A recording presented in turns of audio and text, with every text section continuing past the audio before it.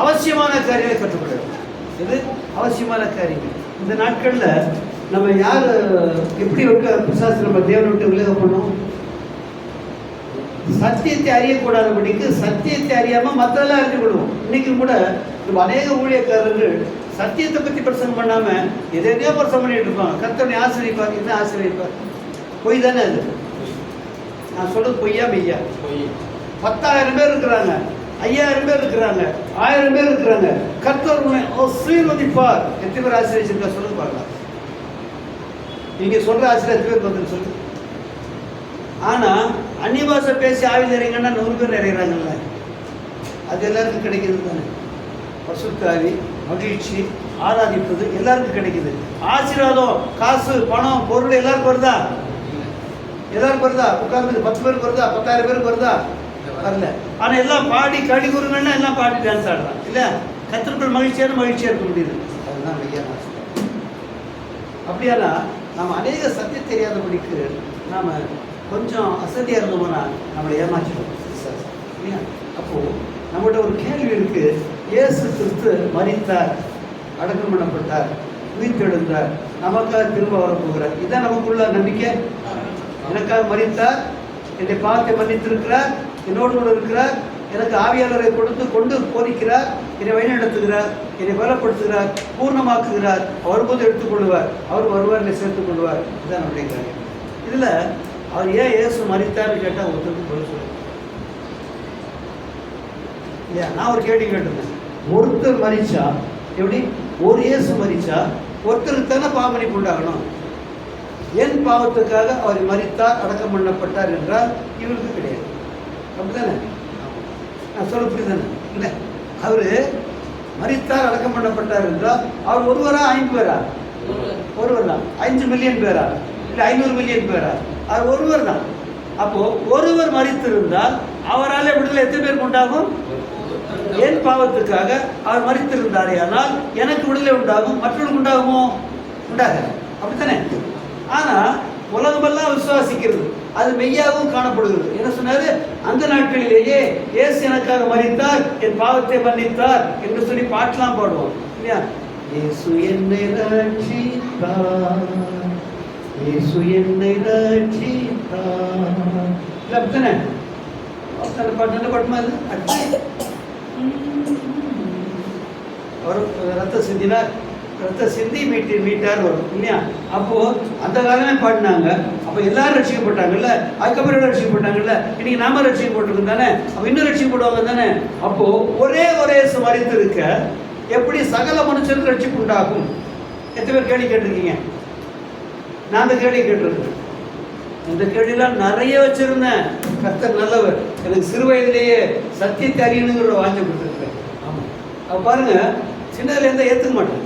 குடும்பத்தில் அம்மா வழியிலையும் பான ஊழியக்காரனுங்க, அப்பா வழியிலும் இப்போ ஊழியக்காரங்க, எல்லாரும் பெரிய பெரிய ஊழியக்காரங்க தான். அதுவும் தெளிவான ஊழியக்காரங்க, பேர் சொல்ல மாதிரி தெரிந்த வழி.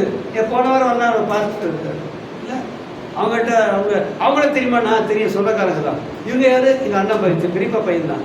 இது எங்கள் சித்தி ஹஸ்பண்டு தான். இப்போ லைனாக எல்லாத்தையும் சொன்னால் எல்லாருமே உங்களுக்கு தெரிஞ்சவங்களா தெரியாங்க. அவ்வளோ பெரிய குடும்பம் தான். நான் எப்போ ரட்சிக்கப்பட்டேன்? அந்த குடும்பத்தில் பிறந்தேன். இதே அப்பா வழியிலையும் அம்மா வழியிலையும் ஊழியக்கார குடும்பத்தில் பிறந்தேன். ஆனால் எப்போ ரட்சிக்கப்பட்டேன்?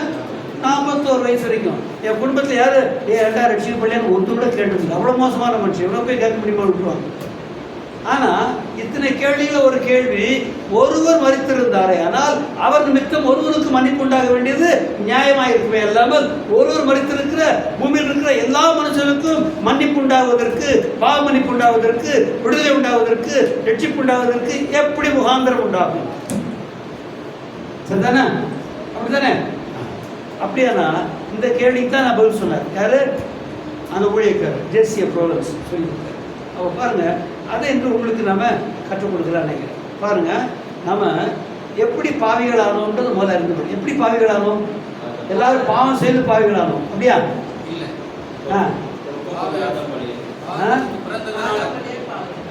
நான் பிறக்கும் போதே பாவிகளா பிறந்தோம். சங்கீதம் எடுங்க, சங்கீதம்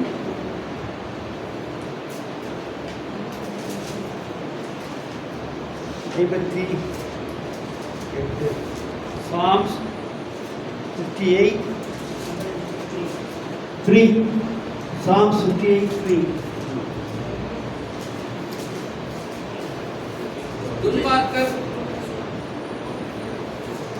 துன்மார்க்கர் கர்ப்பத்திலே உட்பவித்தது முதல் பேதலிக்கிறார்கள். தாயின் வயிற்றிலிருந்து பிறந்தது முதல் பெயர் சொல்லி வழித்தப்பி போகிறார். பேர் சொல்றாங்களா? பொய் சொல்லி கண்ணாடியில் குறையா? பொய் சொல்லி வழிதப்பி போகிறார்கள். என்னது? பொய் சொல்லி வழிதப்பி போகிறார்கள். இல்லையா? சரி, பாருங்க. துன்மார்க்கர் பிறக்கும்போது அவங்க என்ன பேரு? பிறக்கும்போது என்ன பேரு? துன்மார்க்கர். அவங்க பிறக்கும்போது கர்ப்பத்தில் 31 முதல் பேதலிக்கிறார்கள். அதுக்கப்புறம் தாயின் வயிற்றிலிருந்து பிறந்தது முதல் பொய் சொல்லி வழி தப்பி நடக்கிறார்கள். நம்மெல்லாம் முதல்ல செய்த பாவம் என்ன சொல்லி பார்க்கலாம்? எல்லாரும் முதல்ல செய்த பாவம் என்னது? பொய். இல்லையா? ஒரு 1.5 வயசு குழந்தை எப்படி கூட்டிட்டு போனா அது வாசல்ல நிலத்தடுக்கி கீழே விழுந்துடும். இல்லையா? அதான் கீழே விடும். கீழே விழுந்த அவனை அடிச்சிடலாம். அந்த யார் அடிச்சான்னு அவன் தான். எது யாராவது சொல்லி கொடுத்தாங்களா? கீழே விழுந்தா யாரையாவது கை காமிக்கன்னு சொன்னாங்களா? இல்லை. இல்லையா? அப்போ பாருங்க, நம்ம என்ன செய்தோம்? பொய் சொல்ல ஆரம்பித்தோம்.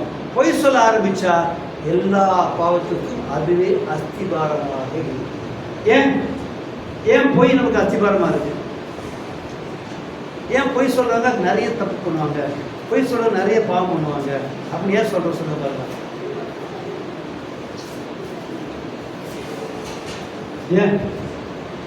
ஏன் சொல்றோம்னா, ஒரு ரொம்ப மோசமான பாவம் பண்றவன் என்ன பண்ணுவான்னா, செய்யலாம் மாட்டிங்கன்னா சொல்லிட்டா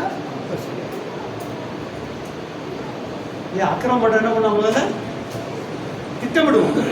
பாவம் செய்யறவங்க திருடுவதோ என்னவோ தப்பு பாவம் பண்றதுன்னா என்ன பண்ணுவான்? முதல்ல திட்டமிடுவான். திட்டமிட்டா கூட என்ன பண்ணுவான்? இது செய்யணும். அது என்ன செய்யணும்? யாருன்னா கேட்டாங்கன்னா அப்படி சொல்லிடணும், இதை இப்படி சொல்லிட்டா அப்படி சரியாயிடும். ஏன் சொல்றது? அப்படிப்பட்ட ஆள். அப்போ முதல்ல பாவம் எடுக்கணுக்கிட்டு பொய் சொல்றோம். பொய் சொல்றதுக்கு என்ன அடைக்கல இருக்கு? இல்லை, பாவம் செய்யறதுக்கு என்ன அடைக்கல இருக்கு? பொய் தான் அடைக்கலாம். ஏன்னா நைஸா சொல்லி சமாளிச்சுக்கலாம். என்னது? பொய் சொல்லலன்னு சொல்றது எப்படி? அது கேட்டா என்ன செய்யலாம்? நைஸா சொல்லி சமாளிச்சுக்கலாம். அப்படி கேட்டா அப்படி சொல்லி சமாளிச்சுக்கலாம். பொய் சொல்லன்னு சொல்ல முடியுமா? ஆனா என்ன செய்யறோம்? பொய் தான் சொல்றோம். அப்போ பொய் சொல்லுகிறவர்கள் வழி தப்பி நடப்பது இல்ல லகுவான காரியம். ஏன்னா பொய் சொல்வதற்கு முகாந்திரங்களை ஏற்படுத்தி கொண்டால் பொய் சொல்லி தப்பிச்சுக்கிட்டே இருக்கலாம். அப்போ பொய் சொல்றதுக்கு அடிப்படை காரணம் என்ன? இப்போ யாருன்னா பேர் கேட்டா பொய் சொல்லுவாங்களா? உன் பேர் கேட்டா ஆல்பர்ட் நான் சொல்லுவேன். அப்படித்தானே? அதே ஏதோ தப்புன்னு உங்க பேர் கேட்டது சொல்லுவேன், அசோக் குமார் சொல்லுவேன். என்ன சொல்லுவேன்? அசோக். நான் பார்த்தேன் அங்கே அவன் பேரை கூட கேட்டேன், அசோக் குமார் சொன்னாங்க.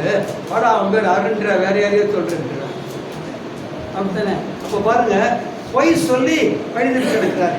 அப்போ பாருங்க, நம்முடைய ஜீவியத்தில் பாவம் என்பது பொய் இருந்தாரு. மனுஷன் பிறக்கும்போது எப்படி பிறந்திருக்கிறான்? துன்மார்க்கனாய் பிறந்திருக்கிறான். ஒரு மனுஷன் பிறந்ததெல்லாம் பாவம் தான். அவன் துன்மார்க்கனாய் பிறந்தான். அவன் துன்மார்க்கனாகவே பிறந்திருந்தா அவன் மேல காரணம் இருக்குமா?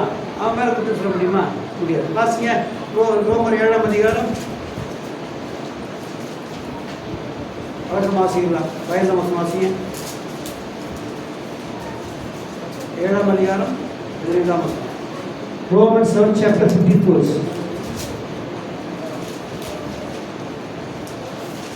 For that which I do, I love not.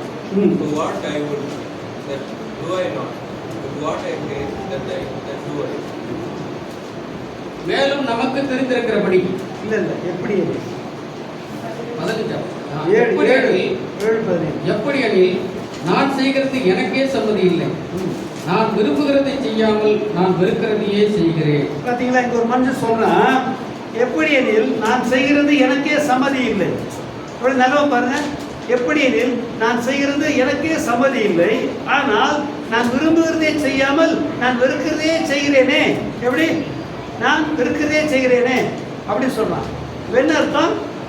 அவன் பாவியாக பிறந்திருக்கிறபடினால் பாவத்தை செய்யக்கூடாது என்ற விருப்பம் இருந்தாலும் கூட பாவத்தை செய்கிற அடிமையாக இருக்கிறான்.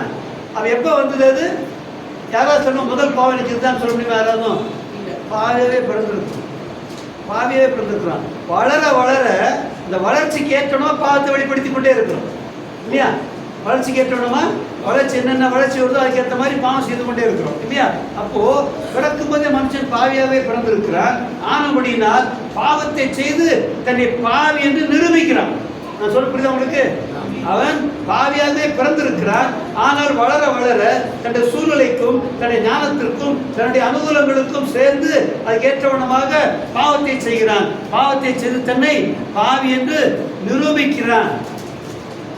அவன் பாவத்தை செய்கிறான். செய்து என்ன பண்றான்? தான் பாவி என்பதை வெளிப்படுத்துகிறான். சரி, நீ வேணும் செய்யாம இருக்கக்கூடாதுன்னு கேட்டா, இல்ல நன்மையைத்தான் செய்ய விரும்புகிறேன், நான் விரும்புகிற நன்மையை செய்ய முடியல, நான் வெறுக்கிற தீமையைத்தான் செய்கிறேன். எப்படி? எதுக்கு? 4 நாள் காசு எக்ஸ்ட்ரானா உடனே இல்லை, போய் தான் சொல்லி ஆகணும். சரி, போய் சொல்றேன்ல, யாருக்கு விரோதமா போய் சொல்றேன்? மனுஷன் விரோதமா போய் சொல்றேன்? தெய்வத்துக்கு நான் செய்யறேன். நமக்கு ஜீவனை கொடுத்துக்கிறது யாரு? தெய்வம். அப்ப அவர் கொடுத்த ஜீவனை கொண்டு நான் பொய் சொல்றதா நியாயம் செய்யறதா? நியாயம் செய்யறது நீதி பேசுவதுதான். நம்ம பொய் பேசி ஆதாயம் பண்ணி கொண்டா நமக்கு எப்படி லாபமா இருக்க முடியும்? முடியாது இல்லையா? அவ பாருங்க, நம்முடைய ஜீவியத்துல நான் பாவிகளாகவே பிறந்திருக்கிறோம். இப்ப சந்தோஷமாயிடுச்சா? அப்பாடா, நான் பாவியா பிறந்திருக்கிறேன், அக்கௌண்ட் இல்லை, எனக்கு வேலை கிடைச்ச சந்தோஷம் தான் இல்லது. அப்போ பரவாயில்ல. இந்த வசனத்தை வாசித்த உடனே நான் ஒரு புக் வாசித்தேன், வாட்ச்மேன் ஒரு புக்கு. அந்த புக்கை நான் படிக்கிறதுக்கு முடியவே இல்லை. வீட்டில் இருந்தது, எங்கள் சித்தப்பா வீட்டில் எடுத்து வந்து படித்தேன். படிக்கவே முடியல, ரொம்ப கஷ்டமாக இருந்தது.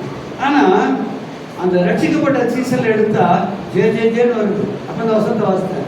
அப்போ சந்தோஷம் இருந்துச்சு. ஆஹா, அப்போ பாவம் செஞ்சு நான் இல்லையா? அப்போ கவலையை விடு. எப்படி? அப்போ கவலையை விடு. அப்ப என்ன பண்ணலாம்? ஆண்டவர்கிட்ட போய் சொல்லிடலாம். வேற என்ன சொன்ன? போய் ஆண்டவர்கிட்ட சொல்லு பார்க்கலாம். என்ன சொன்ன? ஆண்டவரே, நீ இவ்வளவு பாவம்லாம் செய்திருக்கிறேன், ஆனா இவளெல்லாம் நான் வெறுத்து தான் செய்திருக்கிறேன். நான் சொல்ல புரியுது உங்களுக்கு? நல்லா கவனிச்சு பாருங்க. நான் ஆண்டவர்கிட்ட இந்த வசனத்தை பார்த்த உடனே அந்த புக்கை வாசித்தேன். வாட்ச் பண்ணி என்ன இருக்கிறேன்னா, நார்மல் கிறிஸ்டியன் லைஃப்னு புக்கு. அந்த புக்கு பேரு நார்மல் கிறிஸ்டியன் லைஃப். நான் படித்தேன். முதல்ல படிக்கும்போது 14 பக்கம் கூட படிக்க முடியல. அவ்வளோ மாதம் திருத்தி போட்டே இருந்தேன். என்னடா இங்கிலீஷ் நல்லா படிப்பேன், நமக்கு என்னடா கஷ்டம், வசதி வரமாட்டேங்குது. ஆனால் வரல, கற்று நேரம் வருது. நேரம் வந்தபோது சூப்பராக படிச்சுக்கிட்டு இருந்தேன். இந்த படித்த உடனே ஒரு பயங்கர சந்தோஷம் இருந்துச்சு. என்ன சந்தோஷம் சொல்லுங்க பார்க்கலாம். நான் பாவம் செஞ்சிருக்கிறேன், ஆனால் நான் இல்லை, எனக்குள்ள இந்த பாவம் தான் அப்படி செஞ்சிருக்குது, எனக்குள்ள இந்த பிசாசு வல்லமை தான் செஞ்சிருக்கு, நான் இல்லை அப்படின்னோடனே எனக்கு இயேசுகிட்ட போகிறதுக்கு தைரியம் வந்துடுச்சு. என்ன வந்துடுச்சு? தைரியம் வந்துடுச்சு. என்னென்ன? ஆண்டவரே, இவ்வளவு பாவம் செஞ்சிருக்கிறேன், உங்களுக்கு தெரியும். ஆனா ஒண்ணு, இத்தனை பாவத்தையும் நான் விரும்பாம தான் செஞ்சேன்னு உனக்கு தெரியும் தானே. என்ன? எப்படி? இத்தனை பாவத்தையும் நான் விரும்பாம தான் செஞ்சேன்னு உனக்கு தெரியும் தானே. எங்க மாமாரெல்லாம் என்னதான் ரொம்ப நேசிச்சாங்க. எங்க மாமாருக்கு அக்கா பிள்ளைங்க 2 பேர் தான் ஆம்பளை பசங்க. நாங்கள் 2 பேர் தான் ஆம்பளை பசங்க. மீதி எங்கள் பெரியம்மா சித்திக்கெல்லாம் ஆம்பளை பசங்க கிடையாது. அப்போது நானும் எங்கள் அண்ணன் மட்டும் தான். எல்லாரும் ரொம்ப செல்ல பிள்ளைங்க. எல்லாரும் 2 பேர், நாங்கள் 2 பேர் தான் செல்ல பிள்ளைங்க. அதில் நான் ரொம்ப செல்ல எல்லாருக்கும். நல்லா படிப்பேன்ல, நல்லா ரொம்ப செல்லம். ஆனால் நான் பாவத்தில் போக போக எல்லாரும் வெறுத்துட்டாங்க. நான் இப்பவும் கவர்மெண்ட்டில் ஆஃபீஸராக தான் இருக்கிறேன், ஆனால் வெறுத்துட்டாங்க. என்ன சொல்லிட்டாங்க? அவன் என்னடா இன்னும் பிடிச்சிக்கிட்டு, பெரிய மாமா இருக்காரு, என்னை பார்த்த உடனே கூட, டேய் சுந்தர் உட்கார்றா, எப்படிடா இருக்கிற? நல்லா இருக்கிற. இது என்னடா வாயில புண்ணு ஏன் வாங்கி கேட்போ இதான் கப்ப வர கேட்க மாட்டீங்களா? இல்லடா கேட்ட சொல்றா. ஒன்று பீடி குடிக்கிறியா? எப்படி? நம்ம சிகரெட் குடிக்கிறோம். என்ன சொல்றாரு? பீடி குடிக்கிறியா? சுமார் மாமா அவங்க சத்தம் போட்டு போயிடுவோம். ஆக மொத்தம் நாளாக என்னை பார்க்க பிடிக்காம, சுந்தர் எப்படா இருக்கிற, பேஸ் நல்லா இருக்கிறாங்களா, பிள்ளைங்க நல்லா இருக்கிறாங்களா அப்படி பிடிச்சிருவாங்க. இல்லைன்னா உட்காந்து கதை பேசுவாங்க, இல்லாத கதையெல்லாம் பேசுவாங்க. ஆனால் அப்போ என்ன ஆச்சு? பாவத்தில் இருந்தபோது எல்லாம் வெறுத்தாங்க. கர்த்தர்ட்ட சொன்னேன், ஆண்டவரே, நான் இவ்வளோ பாவம் செய்கிறேன்னு சொல்லிட்டு நான் பிடிக்காம தான் செய்கிறேன், ஆனாலும் செய்கிறேன். ஆனால் என் மாமாரெலாம் என்னை வெறுக்கிறாங்க. ஏன்னா அவனுக்கு தெரியாது நான் விரும்பாம தான் செய்கிறேன், நான் வெறுக்கிறது தான் செய்கிறேன்னு அவனுக்கு தெரியாது. ஆனால் உமக்கு அப்படி இல்லைல்ல. எப்படி?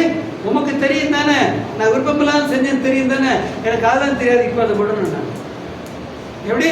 இதான் ஆண்டவர்கிட்ட சொன்னேன். என்ன சொன்னேன்? இப்போ நான் அதை விடணும், நான் இப்போ அதை விட்டுடணும். இனிமேல் நான் பாஸ் செய்யக்கூடாது. ஏன்னா நான் விரும்பாம தான் செய்து கொண்டு இருக்கிறேன். அப்போ நான் என்ன இவ்வளோ 23 வருஷம் ட்ரை பண்ணி, எத்தனை வருஷம்? அதாவது 18 வயசுல நான் யோகியனா ஜீவிக்கணும்னு ஆசைப்பட்டேன். அது வரைக்கும் சாதாரணமாக இருந்தேன். அந்த 18 வந்த உடனே இப்படி இருக்கக்கூடாது, நம்ம யோகியனாக வாழணும், அப்படி கரெக்டாக இருக்கணும், அப்படி ரொம்ப பொறுமையாக இருக்கணும், மேன்மையாக இருக்கணும்னு நினச்சிக்கிட்டு இருந்தேன். ஆனால் முடியவே இல்லை.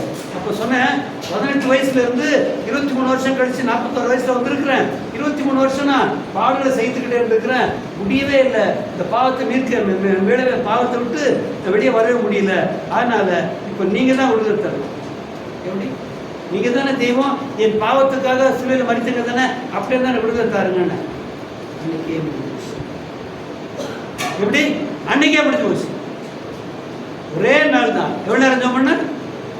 எவ்வளோ நேரம்? 10 நிமிஷம் ஜெபம் பண்ண. எவ்வளோ நேரம்? என்ன சொன்ன? ஆண்டவரே, இத்தனை பாவங்களை நான் செய்திருக்கிறேன், ஆனாலும் இவளை நான் விரும்பி செய்யவில்லை, நான் வெறுத்து தான் செய்து கொண்டிருக்கிறேன், இதற்காக வெட்கப்பட்டிருக்கிறேன். அனைவரும் என்ன பண்ணியிருக்கிறாங்க? என்ன அசட்டை பண்ணியிருக்கிறாங்க. ஆனாலும் அவர்களை அறியாது இருக்கிறபடினால் நான் விரும்பாத பாவங்களை செய்தேன் என்று சொல்லி அறியாது இருக்கிறபடினால அவனை வெறுத்தார்கள். ஆனால் நீர் அப்படி வெறுக்க முடியாது. ஏனென்றால் நான் விருப்பம் இல்லாமல் அந்த பாவங்களை செய்தேன், அதன் நிமித்தமாக நீ என்னை வெறுக்க முடியாது. ஏனென்றால் நான் வெறுத்தும் பாவத்தை செய்ய அடிமையா இருந்தேன். நீ தான் விடுதலையாக்கணும், நீங்க தான் என்ன விடுதலையாக்கணும் அப்படின்னு சொல்லி ஜெபம் பண்ணிட்டு நாளையில இருந்து எப்படி யார்கிட்ட சண்டை போட்டேன்? ஆண்டவர்கிட்ட. நாளையில இருந்து ஒன்று கூட வரக்கூடாது. ஒண்ணுன்னா சொன்னேன், இதெல்லாம் எதுவுமே வரக்கூடாது, இதெல்லாம் ஒண்ணுமே வரக்கூடாது. ஒரே நாள்ல போகணும். எப்படி? என்ன சொன்ன? ஒரே நாள்ல போகணும். ஏன்னா நீ தேவன். கொஞ்சம் கொஞ்சமாலாம் போகக்கூடாது. எப்படி? கொஞ்சம் கொஞ்சமாலாம் போகக்கூடாது. ஒரே நாள்ல போகணும்னு அன்னியோட போச்சு. எப்படி? ஒரே நாள்ல போச்சு. பாருங்க, அப்போ எனக்காக மட்டும் மரித்தார்? எனக்காக மட்டும் மரித்தார்? இல்லை, எல்லாருக்காக மரித்தார் இல்லையா? அது எப்படி சரியாகும்னா, நமக்கு எல்லோரும் வாசிப்பாங்க. ரோமர் 5ஆம் அதிகாரம்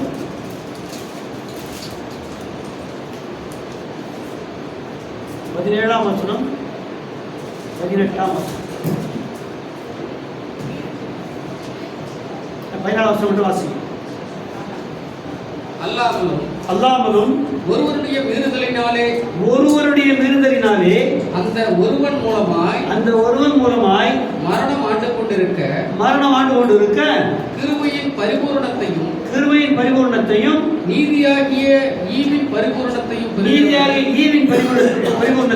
பெறுகிறவர்கள் இயேசு கிறிஸ்து என்னும் ஒருவராலே ஜீவனை அடைந்து ஆளுவார்கள் என்பது அதிக நிச்சயமாமே. அல்லேலூயா. 19ஆம் வாசிங்க. அன்றியும் ஒரே மனுஷனுடைய கீழ்ப்படியாமையினாலே அநேகர் பாவிகளாக்கப்பட்டது போல, அனைவரும் பாவிகளாக்கப்பட்டது போல ஒருவருடைய கீழ்ப்படிதினாலே அனைவரும் நீதிமான்களாக்கப்படுவார்களாக. பாத்தீங்களா? புரிஞ்சு? ஏன்னா ஒரே மனுஷனாகி ஆதாமுடைய மீறுதலினாலே நாம் எல்லாரும் பாவிகளாகும். இப்போ அந்த ஆதாமின் நிமித்தமாக நாம் பாவத்துக்கு அடிமைகளா இருக்கிறோம். விரும்புகிற நன்மையை செய்யாதபடி வெறுக்கிற தீமையை செய்கிறவர்களா இருக்கிறோம். அதன் நிமித்தமாக நமக்கு குற்றமான சாட்சி உண்டா இருக்கிறது. அது நம்மை நேரத்துக்கு சேருவதற்கு தடையா இருக்கிறது. ஆனால் இயேசு கிறிஸ்துவின் மரணம் நம்மை அவருக்கு சேர செய்கிறது. என்ன சொல்லுது? நான் சொன்னல, என்ன சொன்னேன்? நான் பாவத்துக்கு அடிமையா இருந்தபடினால்தான் இந்த பாவத்தை செய்தேன். இன்னும் பாவத்தை செய்து கொண்டுதான் இருக்கிறேன். என்னால் விடுதலை அடைய முடியவில்லை. 23 வருடங்களாக நான் போராடி கொண்டிருக்கிற ஒரு பாவத்தை விடுதலையாக்க முடியல. அதனால நீங்க தான் விடுதலையாக்கணும். ஏனென்றால் நான் பாவியாகல, நான் பாவியா பிறந்து பாவியை செஞ்சு கொண்டிருக்கிறேன். அப்படினால இனி நான் பாவம் செய்யாமல் இருக்க வேண்டுமானா என் பாவங்கள்லாம் மன்னிக்கப்பட வேண்டும், பாவத்தை அடிமைத்தனத்திலிருந்து நான் மீட்கப்பட வேண்டும் என்று சொல்லி அவர்கிட்ட தைரியமா போக முடியும். தைரியம் பேச முடியுமா? ஏசுகிட்ட அது வரைக்கும் பேசல. அது வரைக்கும் ஏசுகிட்ட தைரியமா பேசல. என்ன பேசுன? எப்ப பேசுன? என்றைக்கு இதை வச்சு எதை படிச்சனும்? நான் வெறுக்கிறதை செய்கிறேன். நான் விரும்பியும் எப்படி எனில் நான் செய்கிறது எனக்கே சம்மதி இல்லை, ஆகிலும் நான் விரும்புகிறதை செய்யாமல் நான் வெறுக்கிறதே செய்கிறேன் அப்படின்னு ஒருத்தன் சொன்னா பாத்தீங்களா? யாரும் சொன்னது? பவுல் அப்போஸ்தலன். அப்போ எனக்கு தைரியம் வந்துடுச்சு. அப்போ கர்த்தர்ட்ட இதே சொன்னேன், நான் கூட தான் விரும்பாம தான் செய்கிறேன், நான் அடிமையாக்குனால அப்படி செஞ்சு கொண்டு இருக்கிறேன் அப்படி சொல்லி. அதனால இனிமேல் நான் அடிமையாக முடியாது, நீங்க தான் விடுதலையாக்கணும். யார் விடுதலையாக்கணும்? அவர் தான். இயேசு கிறிஸ்து தம்முடைய ரத்தத்தை செஞ்சு இருக்கிறார். எனக்காக இல்லை, சகல மனுஷருக்காகும். ஏன்னா ஒரே மனுஷன் மூலமாக சகல மனுஷருக்குள்ளும் பாவம் பிரவேசித்தது. இப்ப ஒரே இயேசுடைய வழியினாலே எல்லாரும் மீட்கப்பட்டார்கள். சரியா புரிஞ்சு அவங்களுக்கு?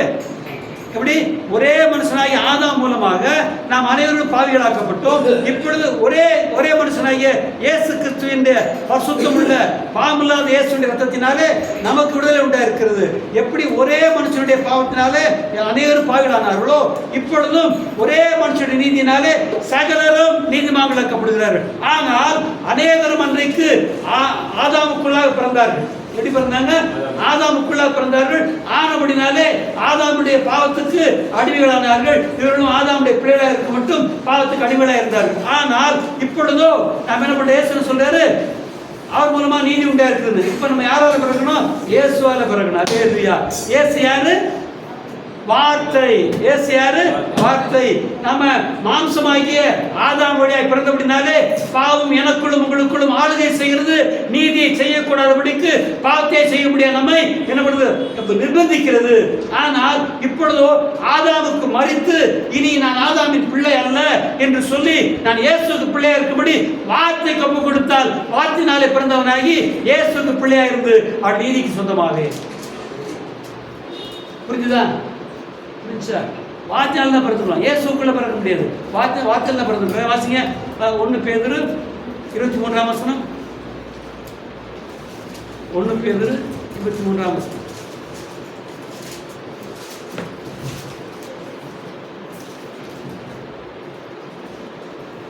1 பேதுரு 1ஆம் அதிகாரம் 23ஆம் வசனம். அழிவுள்ள வித்தினாலே அல்ல. 1 பேதுரு 1ஆம் அதிகாரம் 23ஆம் வசனம். அழிவுள்ள வித்தினாலே அல்ல. அழிவுள்ள வித்தினாலே அல்ல. என்றென்றைக்கும் நிற்கிறதும் ஜீவன் உள்ளதுமான தேவ வசனமாகிய அழிவில்லாத வித்தினாலே மறுபடியும் ஜெனிப்பிக்கப்பட்டிருக்கிறீர்களே. இதைத்தான் மறுபடியும் பிறக்கிறது. முதல்ல எப்படி பிறந்தோம்? ஆதாம் வழியாக, ஒரு தகப்பன் வழியாக, தாய் வழியாக பிறந்தோம். இது ஆதாம் பிறந்த பிள்ளைகள். இவர்கள் துன்மார்க்கராகவும் பாவிகளாகவுமே இருக்கிறார்கள். ஆனால் ஆதாமுக்கு பிள்ளையா இருக்க மட்டும் அவனுடைய அநீதியும் அக்கிரமும் நமக்கு சொந்தமா இருக்கும். அப்பாவுடைய சொத்து நமக்கு தானே. ஆதாமுக்கு பிள்ளையா இருந்தா ஆதாமுடைய பாவம் நமக்கு நமக்கு மேல அதிகாரம் கொள்ளும் இல்லையா? அப்ப பாவத்துக்கு அடிமையா இருந்தோம். ஆனால் இயேசு கிறிஸ்து என்றும் ஒரே நீதிமான், பூமியில ஒரே நீதிமான். அவர் நம்முடைய பாவத்துக்காக அவர் பாவம் செய்யவில்லை, நம்முடைய பாவத்துக்காக ரத்தத்தை சிந்தினார், காயப்பட்டார், சிலை அறிந்து கொல்லப்பட்டார், அவர் மரித்து அடக்கம் பண்ணப்பட்டு உயிரிழந்தார் இல்லையா? இப்போ அவருக்குள்ள நாம் பிறந்தோமானால் நமக்கு என்ன உண்டாயிடும்? பாவத்திலிருந்து மீட்பும் நீதிக்கு சொந்தமும் உண்டாகும். யாரால பிறந்தோம்? ஆதாமால பிறந்தோம், பாவத்துக்கு அடிமையானோம். வார்த்தையா இயேசுனால பிறந்தோம், நீதிக்கு சொந்தமானோம். அல்லேலூயா. நான் தான் சாட்சி. 41 வயசு வரைக்கும் கேவலமான மனுஷனா இருந்தவன் இல்லையா? கேவலமான மனுஷனா இருந்தவன் என்ன பண்ண? இயேசுவோட ஏற்றுக்கிட்ட உடனே, வார்த்தையினால பிறந்த உடனே எனக்கு என்ன இல்லை? பாவத்தின் அடிமைத்தனம் இல்லை.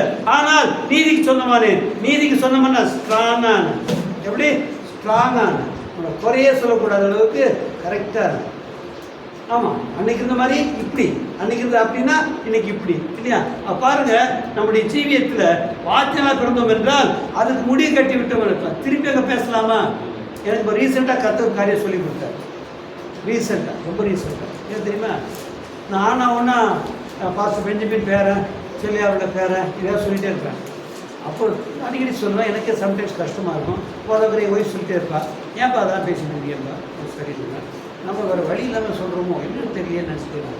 அப்புறம் எல்லா சபைகளிலும் என்ன பேசுகிறாங்க?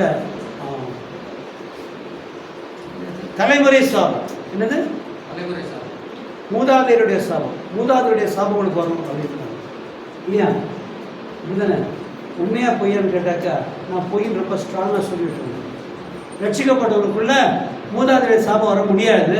ஏனென்றால் நான் ஆதாமுக்கு பிள்ளையாக இருந்தது இல்லை என்று சொல்லி மறித்து விட்டேன். மறித்து கிறிஸ்துவுக்குள்ளாக பிறந்திருக்கிறேன். நான் புதிய சிருஷ்டியாக இருக்கிறேன். புதிய சிருஷ்டியாக இருக்கிறவன் பழையதெல்லாம் ஒழிஞ்சு போயிட்டு அப்படின்னு சொல்லியிருந்தா நான் எப்படி எங்கள் ஊர் இது, எங்கள் சாதி இது, எங்கள் தாத்தா இதுன்னு சொன்னால் பழைய சாபம் வரும்ல? எனக்கு தெரியும், எங்கள் தாத்தா நல்லவர், தாத்தா தம்பி பாஸ்டர் பெஞ்சு ரொம்ப நல்லவர், அவங்க தாத்தா அவங்க அப்பா இருந்தார் விவசாயம், அவர் நல்ல ஊழியக்காரர், அதெல்லாம் எங்களுக்கு தெரியும். அதுக்கு 4 தலைமுறைக்கு முன்னாடி எப்படி தான் தெரியுமா நமக்கு? அப்போ வரத்தானே செய்யும். எப்போ நான் பழைய தலைமுறைக்கு சொந்தம் இல்லை என்றும் ஆதாம் மட்டும் சொந்தம் இல்லை, ஆதாமே சொந்தம் இல்லைன்னாக்கா அடுத்தவரை சொந்தமா இருப்பாங்க நமக்கு இல்ல. அப்படியானால் எல்லாரும் சொந்தமே இல்லை. யாருக்கு பிள்ளையா இருக்கிறோம்? நம்ம இயேசு மூலமா தேவனுக்கு பிள்ளையா இருக்கிறோம். அவருடைய வார்த்தையை ஏற்றுக்கொண்டவர்களாக பிறந்தபடினால இயேசு மூலமாக தேவனுக்கு சொந்தமாக இருக்கு. ஏனென்றால் அந்த வார்த்தை தேவனாக இருந்தது. அப்படித்தான் போட்டிருக்கு. அந்த வார்த்தை ஆதியிலே வார்த்தை இருந்தது, அந்த வார்த்தை தேவனிடத்தில் இருந்தது, அந்த வார்த்தை தேவனாக இருந்தது. அந்த வார்த்தை மாம்சமாகி கிருபையினாலும் சத்தியத்தினாலும் இருந்தவராய் நமக்குள்ளே வாசம் பண்ணினார். அவருக்குள் மகிமையை கண்டோம். அந்த மகிமை ஒரே பேராருடைய மகிமைக்கு, அந்த பிதாவுடைய ஒரே குமாரனுடைய மகிமைக்கு ஒப்பாக இருந்தது, ஏற்றதா இருந்தது. அப்போ எத்தனை பேர் தேவனால் பிறந்திருக்கிறோம் என்று சொல்லுறோமோ, ஒருபோதும் பழைய தலைமுறைக்கு சொந்தம் கொண்டாடக்கூடாது, வாயினாலே அறிக்கை பண்ணக்கூடாது. எனக்கு இப்போ தான் சொல்கிறது கஷ்டப்பட்டு எப்போனா சொல்ல வேண்டிய இடம் இருந்தாக்க தயங்கி சொல்கிறேன். ஏன்னா நான் ஏன் பழைய தலைமுறை சொந்தமாகணும்? நான் பழைய தலைமுறைக்கு சொந்தமாகக்கூடாது. திருநெல்வேலிக்காரன், நான் அந்த ஊருக்காரன், இந்த சாதிக்காரன், இந்த தலைமுறைக்காரன், இந்த சந்ததி அப்படிலாம் சொன்னால் நான் பழைய சாபத்துக்கு ஆளாகிறேன். ஆனால் முற்றிலும் மருத்துவருக்கு எல்லாம் சொந்தம் இருக்கா? மருத்துவ ஜாதி சொந்தமா? மருத்துவ ஊர் சொந்தமா? ஒன்றும் கிடையாது. ஆம்பளை பொம்பளை கூட கிடையாது. மருத்துவ ஆம்பளை பொம்பளை இருக்குன்னா ஒன்றும் கிடையாது. முடிஞ்சு போச்சு, அவ்வளோதான். போனோம் இருக்குது. ஆண் போனோம் பெண் போனோம் சொல்கிறாங்க. எவனா சொல்கிறானா? செத்துட்டாக்கா ஆண் போனோம் போகுது. என்னது போகிறான்னு சொல்கிறானா, போகிறான்னு சொல்கிறானா? இல்லை, போகுது. என்னது ஆடு மாடு மாதிரி போகுது அப்படிங்கிறேன் இல்லையா? ஆண் அப்படின்னால நாம் எப்பொழுது முற்றிலுமான ஆதாமுக்கு சொந்தமில்லை என்று சொல்கிறோமோ அப்பொழுதே கர்த்தருக்கு சொந்தமாக இருக்கிறோம். அவரால் உண்டாகிற சகல ஐஸ்வர்யமும் நமக்கு சொந்தமாக இருக்கும். சகலமும் உண்டாயிருக்கும். பூமிக்குரியது மாத்திரமல்ல, பரலோகத்துக்கு சேர்த்து கொடுக்கப்படும். அப்படியானால் நாம் ஒரே ஒரு இயேசு கிறிஸ்து நீதியினாலே நாம் எல்லோரும் நீதிமான்களாக்கப்பட்டோம். ஏனென்றால் ஒரே ஒரு ஆதாமினாலே நான் பாவத்துக்கு அடிமையாக்கப்பட்டு பாவிகளாய் மாறினது போல இப்பொழுது ஆதாமுக்கு மரித்தவனாக, இயேசுக்கு ஒப்பு கொடுத்தவனாக, வார்த்தைக்கு ஒப்பு கொடுத்தவனாக ஜீவிக்கும்படி நான் ஒப்பு கொடுத்திருக்கேன். அப்படினால் ஆதாமுக்கு நான் சொந்தம் இல்லை. ஆதாமுக்கு சொந்தமானவர்கள் ஒன்றும் எனக்கு சொந்தம் இல்லை. ஆதாமுக்கு எல்லாம் சொந்தம். ஆதாமுக்கு எல்லாம் சொந்தம். ஆண்டவர் சொன்னார்ல, என்ன சொன்னார்? எல்லாம் அவனுக்கு தான் சொந்தம். பூமியெல்லாம் அவனுக்கு தான் சொந்தம். நமக்கு பூமியில் சொந்தமே இல்லை. நமக்கு என்ன இல்லை? பூமியில் சொந்தமே இல்லை. அனுபவிக்கலாம், சொந்தம் இல்லை. பூமியை அனுபவிக்கலாம், ஆனால் சொந்தம் இல்லை இல்லையா? ஆனால் அவங்களுக்கு சொந்தமாக இருக்கும். யார்? ஆதாமுடைய பிள்ளைகள் சொந்தமாக இருக்கும். அதானே? இப்போ எனக்கு இடமே இல்லை. 2 பேரும் நான் கவர்மெண்ட் வேலை பார்த்தா, அந்த அம்மா கவர்மெண்ட் வேலை பார்த்தா, கேட்குற கேள்விக்கு பதில் சொல்ல தெரியல. எனக்கு என்ன கேட்குறேன்? எனக்கு பதில சொல்ல தெரியல. எனக்கு அது எண்ணமே வரல. எவ்வளோ சம்பாரிச்சிருப்போம் இல்லை? ஆனால் அந்த எண்ணமே வரல. சம்பாதிக்கிற எண்ணம், சேர்க்கணும் ஒரு எண்ணம். வீடு இருந்தது, சரிந்து போகணுன்னா என் வீடு இல்லாமல் போயிடுச்சு அப்படின்னு இல்லையா? அப்புறம் பெரிய ப்ராப்பர்ட்டி வாங்கணும். எவ்வளோ? 12 சைட்டு வாங்கணும். எவ்வளோ? ஒரு 12 சைட்டு எல்லாம் வாங்கிட்டு அதுக்கெல்லாம் போயிடுச்சு. அது எனக்கு பெருசாக தோணல. ஏன்னா அது பூமிக்குரியது தானே, போனால் போகுது. எவ்வளோ போனால் போகுது. அந்நேருக்கு பாரமாகவே தெரியல. ஏன் தெரியுமா? நம்ம பலந்து சொந்தமானவர்கள். நம்முடைய சொந்தம் எங்கே இருக்குது? அங்கே இருக்குது. பூமிக்கிற சொந்த நிலைமை ஏழைப்படுத்தாது. அங்கே தான் கூட சேர்க்க முடியும். அப்போது ஆதாமுக்கு பிள்ளையாக இருந்தால் பாவமும் சொந்தம், உலகமும் சொந்தம். ஆனால் ஆதாமுக்கு சொந்தமில்லை என்று சொன்னால் பாவத்துக்கு சொந்தமில்லை, உலகத்துக்கு சொந்தமில்லை. ஆனால் கிறிஸ்துவுக்கு சொந்தமாகும் போது கிறிஸ்துவ சொந்தம், நீதியும் சொந்தம், பரலோகராஜ்யமும் சொந்தம். அல்லேலூயா. அப்போ ஒரே மனுஷன் மூலமா எல்லாருக்குள்ள பாவம் வந்தது. ஒரே இயேசு மூலம் எல்லாரும் ரட்சிப்பு வந்தது. இப்போ புரிஞ்சுக்கிட்டீங்களா? இப்போ எல்லாரும் ஒப்புடுங்க. இனிமேல் நான் உலகத்துக்கு சொந்தம் இல்லை. நீங்கள் எவ்வளோ உண்மையாக சொல்கிறீர்களோ அதுக்கேற்ற மாதிரி கர்த்தர் உங்களுக்குள்ளே திட்டோட்டமாக மாற்றத்தை விட்டு கொள்வார். உங்களுக்குள்ளே பாவங்கள் இருக்குமே, ஆனால் ஆண்டவரே நான் ஆதாமுக்கு மரித்திருக்கவும் அது நிமித்தமாக பாவத்துக்கு நீங்களாக இருக்க ஒப்பு கொடுக்குறேன் என்று சொல்லுங்க. நான் ஆதாமுக்கு பிள்ளையா இருக்கும்படி ஒப்பு கொடுக்க மாட்டேன். இனி ஆதாமுக்கு பிள்ளை இல்லை, இயேசு மூலமாக தேவனுக்கு பிள்ளை ஒப்பு கொடுக்கல.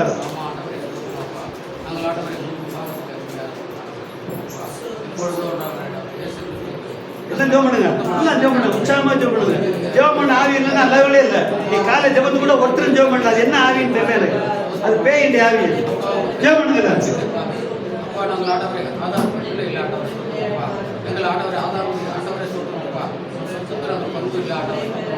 உலகத்துக்கும் மாம்சத்துக்கும் பாவத்துக்கும் ஆளாகாதபடிக்கு நாங்கள் ஆதாமுக்கு சொந்தமல்ல என்று அறிக்கை சொல்லுங்க. ஆதாமுக்கு சொந்தமில்லை கர்த்தாவே.